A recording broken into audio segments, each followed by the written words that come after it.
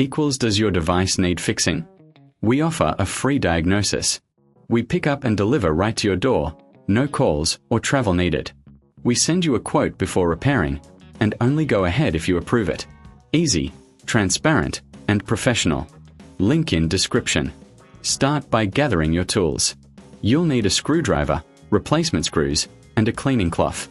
First, power off your Lenovo laptop and unplug it. Carefully remove the back cover using your screwdriver. This will give you access to the internal components. Next, inspect the hinge area for any visible damage. Look for loose screws or broken parts. If you find any, replace them with new screws. Remember, a professional diagnosis without obligation can save you time. Once the hinge is secure, clean the internal area with a cloth to remove dust and debris. This helps maintain optimal performance. Now, reattach the back cover, ensuring all screws are tightened. If you're unsure, consider our pickup and delivery at your home service. It's convenient, no calls, no travel. Finally, power on your laptop and check the hinge movement. If everything works smoothly, you've successfully completed the repair. If not, remember to get a quote before repair to avoid unexpected costs.